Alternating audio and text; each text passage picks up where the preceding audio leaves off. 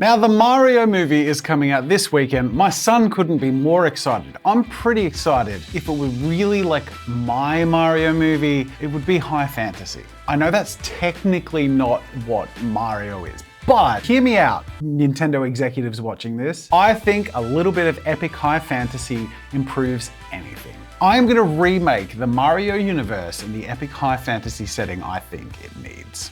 Now let's start with the one and only, the hero of our quest, Mario. Now, having scribbled classic Mario as a bit of a reference, I went through and played around with the face design. Now, making him look like Mario is pretty easy when it comes to the mustache, but redoing the hat is a little more challenging. I started with a cap and it felt too much like a medieval peasant, and I don't know if Mario's a peasant. So he's gonna be a knight of some description. So I played around with different helmet designs to see which one felt cool enough but also reminiscent of a cap of some sort. And in the end I went with one of the ones with the visors that can go down, and I had to figure out the outfit. Now, I tend to find with costume design, it's pretty helpful to just do thumbnail sketches, really small little scribbly sketches just to figure out basic proportions and positioning. And again, it's hard to translate overalls into armor. So with about 80% certainty that I was going where I wanted, it was time to jump into the final piece.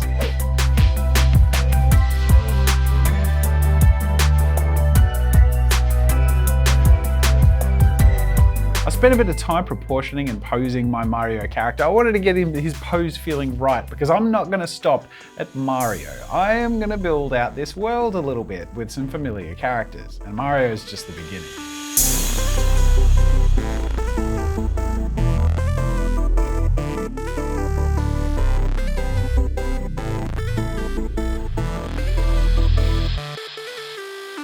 As you can see, I started to work with sort of banded armor, but I realized it would look a little too broken up. So I instead drew in a breastplate, which wasn't a full torso breastplate. It sort of connects with the shoulder pads, alluding to that look of the classic overalls, and connected by what would be these gold circular plate, just like the buttons on his suit.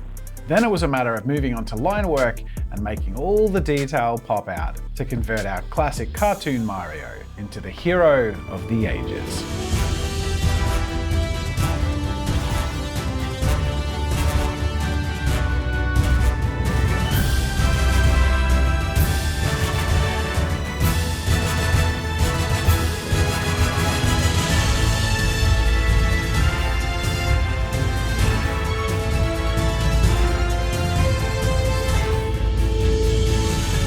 This process is really satisfying, and I'm really feeling like this is Mario, but I have a feeling that color is gonna make all the difference. But before I leap to color, I'm gonna put in some shading. I don't want his armor to just be a vibrant, bright blue. I want it to feel more like a silvery, mid-gray metallic.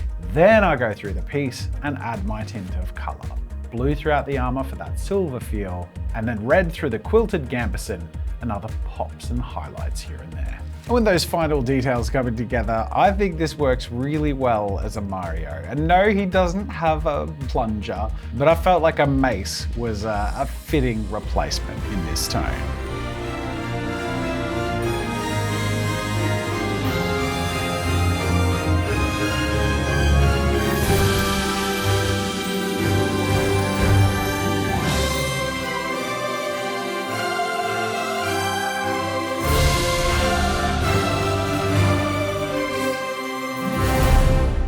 I am so happy with my Mario. I think it turned out great, and I'm ready to do so much more, and I can because I'm using my Pro Sketch Pack. Now, you're not gonna hear me saying this much more because sales are closing in a couple of days. In fact, there's a countdown on the website, so if you don't wanna miss out, I recommend going over to prosketchpack.com and checking it out. That's over $200 worth of premium sketch supplies and materials, markers, pencils, mechanical pencils, 2 premium custom designed sketchbooks you can't get anywhere else, and of course, an exclusive, really high quality, carefully crafted and beautifully embossed hardcover plush carry case. face. And if you're new to art, I made my pro sketch guide. So if you want to create and follow the process that I follow here, from rough brainstorm sketching to refined sketching and adding finishing polish, all of that is in here, and everything you need is in the Pro Sketch Pack. Now available with split payments, but time is running out. So go check it out, prosketchpack.com. Now, we've started with Mario, but you know who's next. He's got a brother, and he ain't going on any adventure without Luigi. And just like before, I put down a little bit of a reference of the original cartoony Luigi. Something's off about my sketch. I rushed it, to be honest, but it doesn't, I don't know, it feels more like an emoji version of Luigi. But anyways, like Mario, pretty easy to make him look like Luigi in a realistic form. You just got a slightly curlier mustache, but the hat was a little trickier. It was tempting to do just the same armor design because, I mean, they have the same outfit design in the games, but I felt like it would be better to make it suited to their character styles and personalities. So I went with a slightly more dorky looking helmet for Luigi because, I mean, don't at me, but you know, he's the dorky brother, let's own it. And if Mario is the knight and the one who rough and tumbles and jumps on things and gets, you know, more violent, well, we all know Luigi's a little more of a scaredy cat. With that said, he's brave enough to, you know, rescue haunted mansions many, many times. But if he, in a high fantasy setting, were anyone, he would be a paladin, vanquishing ghosts and demons with the power of the light. So with my rough design in place, it was time to take it across the finish line by putting it all together in a way that I thought would work well with my Mario.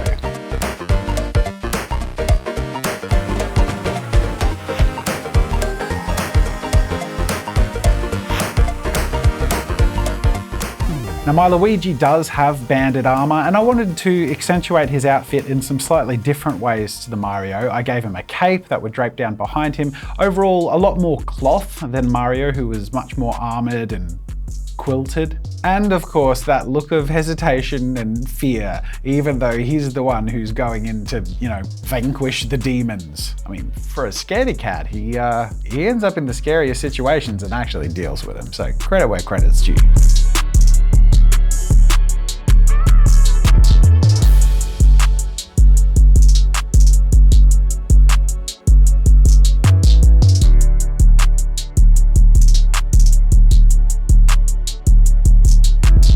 And last but not least, we're coming to the coloring process. Again, it's just the pops of color that bring a sketch across the finish line. You don't need to put hours and hours into really refined color for it to feel like a refined, finished piece. You just need an accentuation. And the difference it makes to making your sketch feel complete and making a sketchbook be really satisfying to flick through is immense.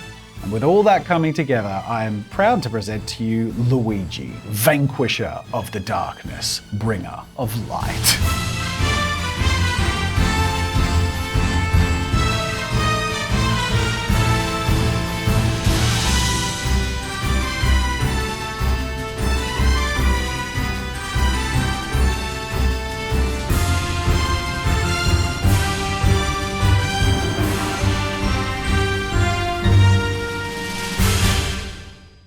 Mamma mia, it's a Luigi time. I'm so happy with that. Now we're not stopping there, because what would Mario and Luigi be without their Toad?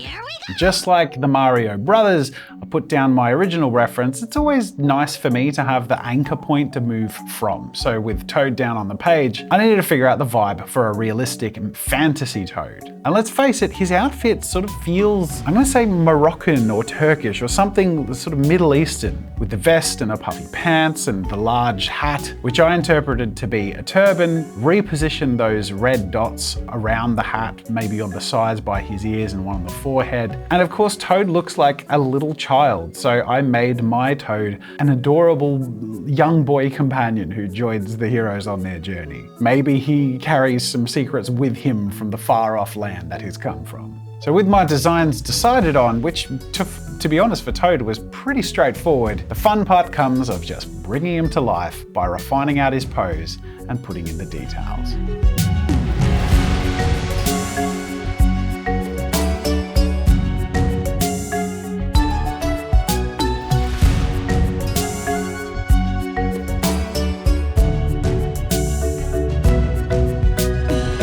Last but not least, let's add a little bit of contrast and pop with a touch of color, and a little bit of shading, especially because we have the white of the turban and his pants.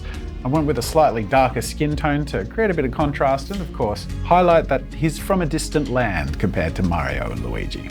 I gotta say, I'm pretty happy with this result. It feels like Toad to me and feels like a really fun companion who'd be joining him on their journey.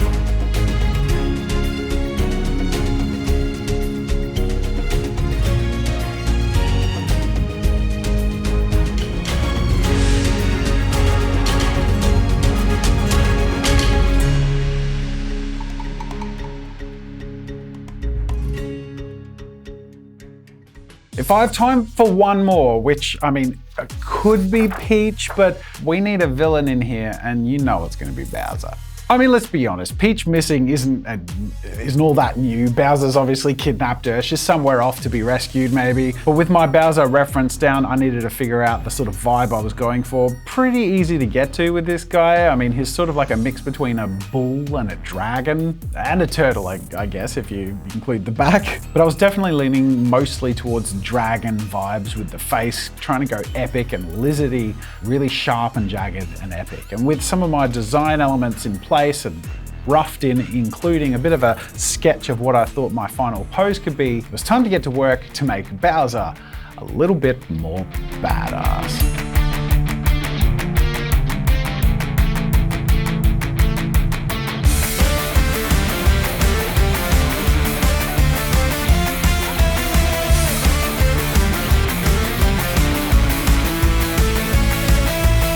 When it comes time to add the details to this, again, and I've said this with a few of my videos, there's no better pen than this awesome small flex liner. You can get so detailed, but also those creamy line weight variations and the outlines. It's just so versatile and satisfying. With a few final bits of detail from the texture of the skin to some veins, it's time to move on to a little bit of shading and a pop of color throughout my Bowser piece to make this Mimi monstrous.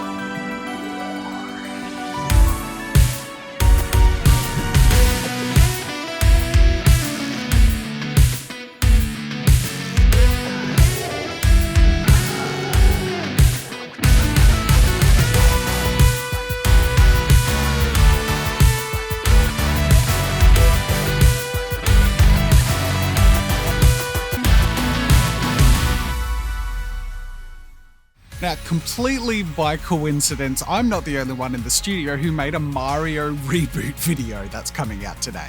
In fact, Morgan and Alicia over on Insert Art just released a Mario reboot, but it's, let's say, tonally a bit different from what I'm working on. So if you're really enjoying the reimagining of Mario, head on over to Insert Art and check out their video and subscribe while you're there. I love my Bowser, I love my Toad, I love my Luigi, I love my Mario. But I had a little secret plan all along because I've posed them individually in a way that, while it's nice having them like this in the sketchbook or all separated, I think they deserve a movie poster of their own. So I'm going to start off with a photo of my Mario, of my Luigi, of my Toad, and lastly, my Bowser. And with those, let's make a movie happen. And it really is as simple as just taking them, using a little bit of magic isolation in Photoshop and combining them into one piece and composing in a way that I feel like adds that sense of scale and drama that a movie poster has. This needs to feel like an adventure we really want to go on. Familiar characters, but like you've never seen them before. And with my rough poster, layout, and composition all ready to go, I got Alicia's help to bring this to life with some overpainting and epic digital work. Take it away, Alicia.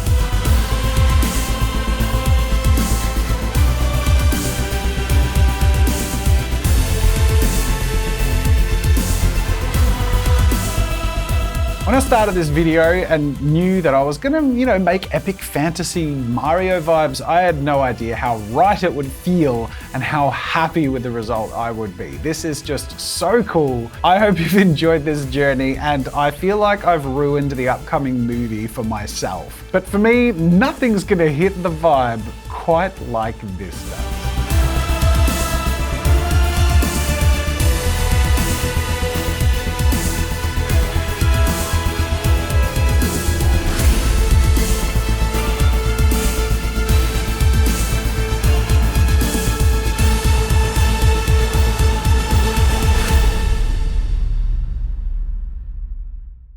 Oh, wow, that was quite the journey. It got bigger and more epic than I had in my imagination when I started conceptualizing this, and I love it. That was so fun. Let me know if there's any other properties you want to see me epicify in this way, because this was a lot of fun.